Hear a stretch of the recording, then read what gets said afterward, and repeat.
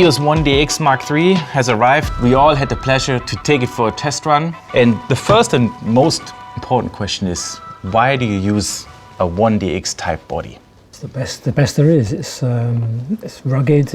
It takes a lot of throwing around. Since how many years have you used the 1DX system? God, 10, 12 years probably. Yeah. Nice. Why, Wanda, do you use a 1DX?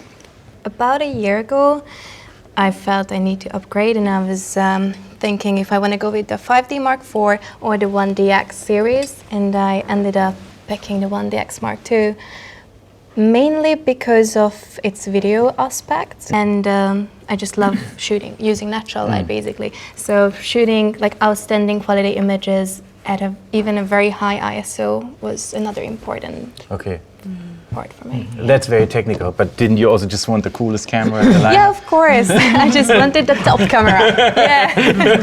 Yeah. Okay, that was honest. And Marina, for you, why do you choose this type of camera? Well, this camera is perfect for me. It's ergonomic, it's solid, it's robust, and for the work I do lying in the ground with all the dust, rain, everything, this camera is perfect for wildlife. You love it, huh? I love it, yeah, it's like part of my body. It's similar for me. It's basically the trust that I've built up over all those years doing these extreme shoots, and the 1DX, whether this was the first one or the Mark II or now the Mark III, never let me down. So you just feel at home, and of course it's the fastest camera there is in the lineup, and it's kind of like when you put it in your hand, it makes you're like ready for action. That's how it feels for me. It's like it's alive by itself. Yeah, that's a good explanation. It's alive. Yeah. So when you got it shipped and you opened the box and you picked it up for the first time, what was your impression? It's funny because I've been using the 1D X Mark II for a year now, and the first moment when actually I took this out of the box, it sort of looks very similar, which is actually a plus as well, because I could just start using it straight away and start shooting straight away. That's actually a very interesting point you're mentioning, because normally, when you buy a new product, you want it to be what's new, what's new on it. But for us, and I guess I can speak for all of us, we want the new inside, but the outside and the controls, if they're as similar to what we've used before, is what we love, because then, you pick it up in the night and you're just at home and you can go straight into the job. Exactly.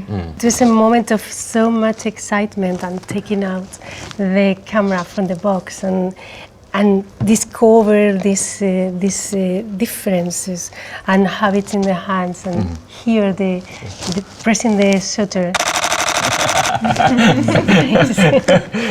I think when you say discover, it's exactly what it is all about. It's like you need to give the camera a chance to grow on you and the other way around. And I think that's really important, that you step by step discover what this camera can do for you, because it is this Swiss Army knife of options, and for me it is always rewarding to take some time and find out what is in the bag for me that I can use in a special situation or in a shoot that brings me a step further. But you have to give it a little bit of time to understand what the product is to offer, come up with a creative idea, and then go directly there. Yes. Yeah. So Marina, in a nutshell, what's your two favorite features about this new camera? Well, the main one is this smart controller that you have here, and you manage with this finger, and what you feel is the power of moving so fast the point of focus, because once you look through the viewfinder and you see how fast you can move with this, it's amazing how you can place the focus in milliseconds where you want. Yeah. This is one. And the other is the result in the pictures, the dynamic range. I was shooting in the Kalahari with my subjects were in the shade, and the background was totally in the sun. So the balance of those super contrast lights were perfect. Yeah. Yeah, that's true. That's kind of the magic of the camera, because if you just look at the resolution, it's the same number, so that hasn't changed. But the engineers put all the focus in making everything else better, and that especially dynamic range. And if you ask me, I think dynamic range is more important than pixels, because that's what you really see in the image. The quality, yes, the quality is better. Yeah.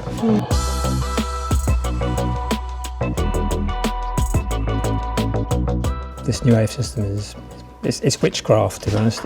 It's so good. Can you explain as a picture that you were able to achieve with this new autofocus system that you could not really do before? We did some testing in very low light. We shot some basketball, and we specifically got the players all to wear black tops, which is obviously a proper test for the camera. And it picked up one of the players, and we followed him through the court with other people crossing in front, and the tracking on it just kept with him the whole time, which is pretty special, really. Does it make a difference when you shoot faces? I mean, does the camera catch on a face faster than it did before? Have you tried that? Yeah, the face recognition is superb. Yeah, we did it also with live view as well, and the live view is actually very good as well, so very comparable to that. So that's another great thing about the smart controller. You decide who you want to have sharp. It's really clever how it kind of moves the point of focus around depending where you want, how to frame it. So it's, and actually, the framing that's the key issue. Like when I shoot a skier or a snowboarder coming down the mountain, before I would kind of like decide where I want to have the AF point, and then kind of keep the AF point on the snowboarder, and then the frame was kind of like by luck where I wanted it. Now with this new technology, I can completely separate the framing from putting the AF point on the rider, because it's so quick and so intuitive that I can take the risk of first framing and then finding the AF point, placing it on the action while it's taking place. And that's a huge difference how I approach a situation now with this camera. You know, sometimes we shoot sports where there is not a real face because it's a skier with a goggle or a biker with a helmet. How is your experience there using this new autofocus system? Yeah, it's as I say, it's got a lot of a deeper learning. It's kind of it's recognizing shapes as well as faces or objects, whatever you're deciding to lock onto. It's the algorithm is seeing the color, the contrast. It's recognizing it, and it's continuing to. It's basically saying, I kind of get you. I understand you want to follow this person or object through and it will just follow that color or that contrast and stay with it until you decide not to. And that's, we still have to do the job. This just helps you do the job a lot better.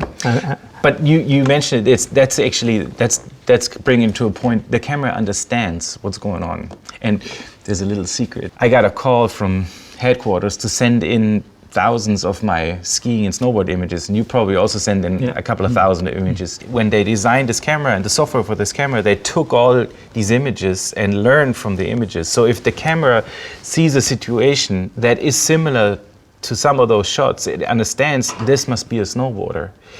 So that's why the camera understands the situation and can adapt to it quicker than before. That's how the deep learning, it kind of learned before. It's impressive.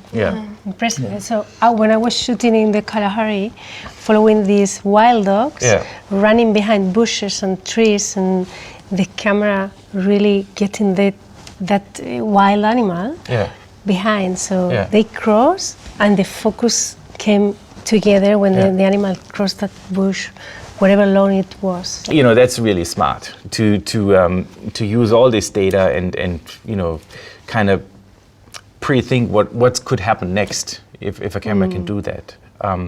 That's also, the autofocus. My learning is it's the best to help the autofocus a little bit. Just start to fire a little earlier on your subject, because the camera learns from picture 1 to 2 to 3 to 4, and it just becomes better and better.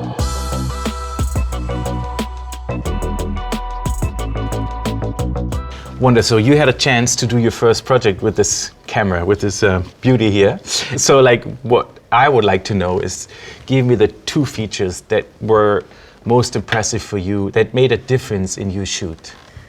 It's definitely the high ISO and the video 4K, and actually it does RAW video as well, and it has the C-Log color mode that the 1D X Mark II didn't have, and that was one of the most important things for me. Why is C-Log important for you? It's really important because when you have the footage, you have like a wider dynamic and tonal range, so you have more details and more information in the shadows and in the highlights. So actually, it makes your life much easier when it comes to editing and color grading. You can actually use it as an A camera. The footage is like a perfect cinematographic footage. So you have like two things out of one box. Exactly. That's what I love about this camera, how versatile it is. Because when I shoot an editorial, I'm a photographer and I take pictures, but sometimes the client wants some little mood video or like a fashion video. And basically I have the camera in my hands and just switch and I can immediately record some video. At the end of the day, I have both, and I don't need two different cameras in my kit bag.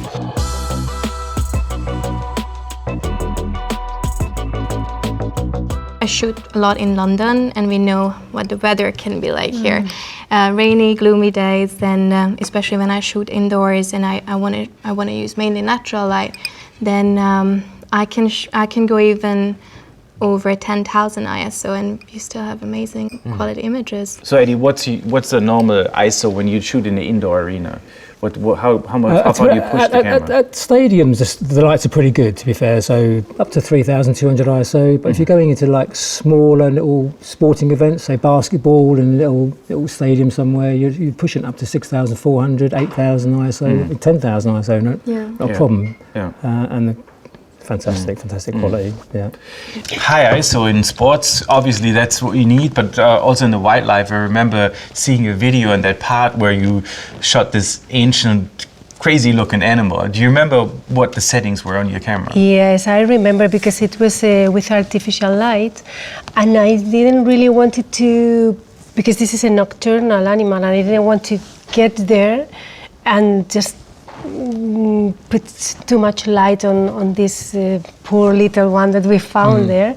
And so what I did was to play some light, but increase the ISO in the camera. And there's no color noise at all in this picture, but just a little bit of grain. But you can appreciate that it's perfectly sharp in the face, in these beautiful scales. I think as and long the color, and also the color is the real color of the soil. If it pops, if the image pops still, then I think then it's really great. Yeah, and the grain just makes it a little more alive. Yeah, I got used to with the 1D X Mark II to increase the ISO, because there was a big step, and with this camera, it's like not afraid of ISO. And as with the sports, the wildlife photographers, we need really sometimes to be prepared to really speed. So, and also with low light in the morning or in the evenings, it is ISO is not a problem.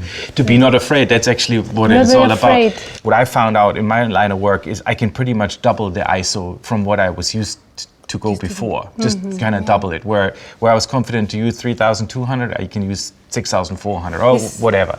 But also to feel okay about it. ISO becomes like totally different. It was many years ago, 300 ISO was like 320 was like, no, I'm speaking about 10 years ago. No? And now we are speaking about 10,000 ISO, like nothing. In daylight is perfect. Yeah, and you love it and he loves it, so. All love it. Perfect, huh?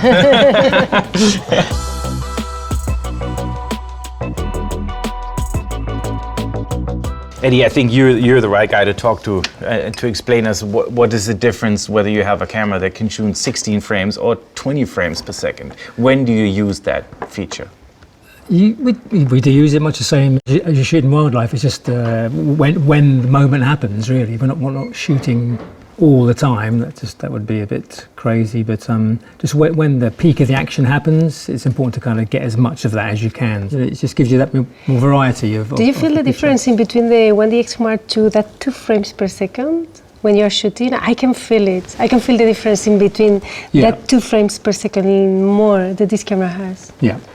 It's amazing the difference in when you shoot 7 or 8 frames on a scene and 2 players tackling each other. There's always one that is better than all the others. So if you've got an extra 2 frames on it, then that's fantastic. You get giving yourself more choice. That's actually the magic, not to do it all the time. You know, it's not you cannot drink chocolate and whipped cream every day, but sometimes it just tastes really, really good. It's kind of the Formula One when you use the DRS system, you know, to overtake. And that was like my decisive moment in my photo shoot in Portugal. The surfer is using a flare. We only had 5 flares, and each flare is only 15 seconds. So this whole photo shoot was pretty much about 90 seconds worth of action. So in that moment, of course, you go up to the highest possible frame rate you ever have, because to make this image work, the flare needed to be behind the body of the surfer, and the surfer does this, you know, all the time. So it's this is this very split second where it all came together. It's shot at 8,000 ISO. It's you know, it's 16 frames per second, and it's super low light, so very hard for the camera to focus. But the 1D X Mark III did it beautiful, and I walked away with my highlight shot. Exactly. In a moment like that, what you don't want is the camera to freeze and lock up, because it needs to buffer. But the combination of the new CF Express cards and this camera is just, you know, you can shoot kind of endless. The camera will never block you shooting. You have to decide when you want to stop. But the camera will never block you. That's what I experienced in the shoot in that night. And that was really cool. It's just one stress factor that I can just put away on the side. And probably also for you, when you follow an animal and you're hunting it, like those wild dogs, does it help you there as well? Yeah, there are certain moments in wildlife photography that the action happens, and then is when you have to shoot like there is no tomorrow. So when you look at the camera, it has 2 CF Express slots, and this is a 512 gigabyte card, so it's more than 1 terabyte in your hand of continuous shooting power. I mean, this is by far more than you ever need, but it feels kind of good to have that reserve, right? Eddie, how is it on the field? No, it is. You do need it. I mean, I've shot rugby where the guy's running down the wing, and it could be making great pictures. So you're shooting, and he gets tackled. He goes again. He goes for the line, dives over the line, makes a try. That's not the end of it, because when he scores a try, then he starts celebrating. So you're literally going. You know, it's going for, I don't know, 10, 8, 9, 10 seconds. So it will just keep. I mean, we could. How long we got? we can go all night. And Eddie, it's kind of like here, there's many photographers around you, so there is quite a competition. So absolutely. For you, if you can still keep on going while the other ones are looking at their display, it could be a difference. Right? Yeah, and this is RAW as well. We're talking RAW, so that's a lot of information going through. Yeah, there, it's great when you keep shooting. Yeah.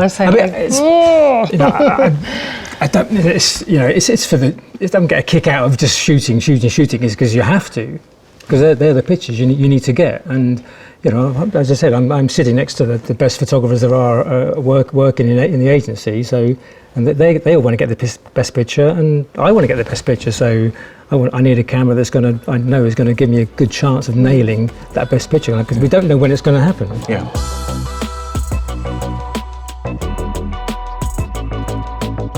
Marina, if I want to take these 3 gentlemen home and have it printed big on my wall, how big can I print them? Well, how big? You can go 1.5 meters by 1.5 meters. Well, I used to do a square, but I like that format. So huge, really, 1.5 meters by 1.5 meters can be. Do you retouch your own images, Wanda? I do. Yeah. So you really take a close look, and on a calibrated monitor. So how was it when you looked at those files for the first time on your screen? It was very impressive. I don't actually do much post-production, and honestly, with these images, I didn't even have to. I just give a little bit of color correction, because I like warm tones, and teeny tiny bit of contrast, but I didn't have to do anything else. For me, the same. Copying maybe. Yeah. But that's really good because that also means your workflow becomes a lot faster because you don't have to spend time so much to retouch. Talking of image quality as well, I mean, very often when we're shooting football or sport, we'll crop into images. Oh, yeah. So that the image quality has got to be pretty good because we're cropping into at times almost like a 50th of the actual frame. So if we saw a picture in that small part of the image there, we would crop into that and send that out as a file because the quality is so good, it's not a problem. That will go top half of the newspaper.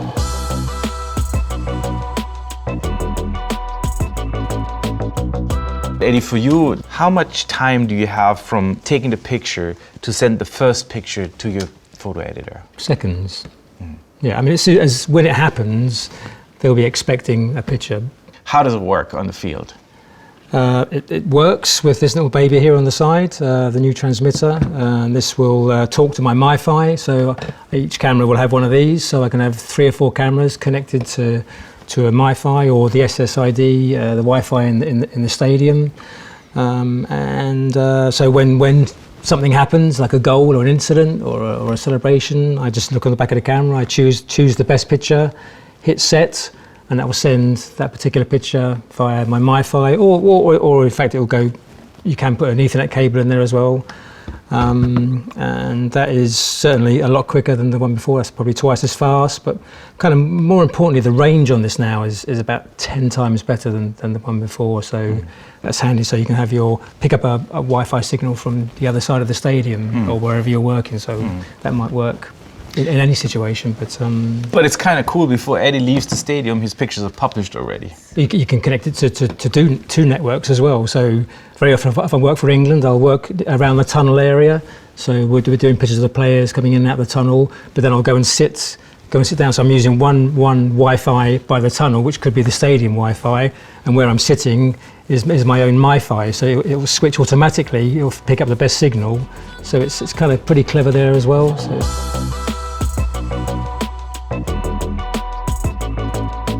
The 1DX is the toughest body in the camera lineup of Canon. Every button is sealed. It's a metal body. It can take tough beatings on the job. Why is this important to you, Eddie? Reliability, knowing that it'll work every day I go to work. I mean, it's these are tough. I mean, the 1DX2 I have at the moment has no paint left on the bottom of it, but it just shows how much I use it. But it'll work every day, and it'll work in all conditions. I mean, I spend far too much of my life sitting in the rain, and so I know that this can handle a lot of rain. When I see you guys in the stadium and somebody throws a big goal or celebrates a victory, I see all the photographers running, and then they have more than one camera around their neck and they start to bounce against each other. I think that's also a moment where toughness is important. Yeah, they are.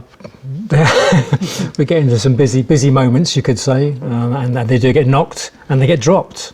You know, so it's just an occupational hazard. But it's so well built. It really is a great bit of kit, and it's something we can be very confident of bringing to work and knowing it's going to work every time you pick it up. It's yeah. Let's pull up the making of picture from the shoot in Portugal. I was sitting on the back of this motorboat. It creates a giant wave, so actually I'm below the water surface, as you can see here. So I'm sitting kind of below the water level, and I have to hold onto the board to not get dropped into the water, which means I get wet, that's no problem, but also the camera gets wet.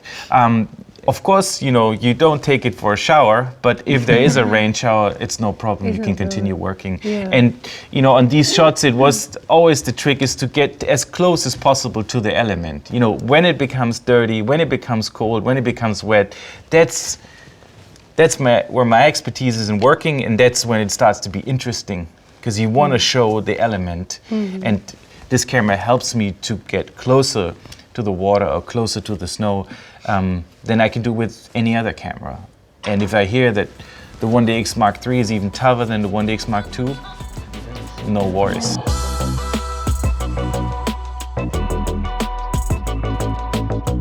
When you look at 1D X Mark III, what's the thing you're most fanatic about?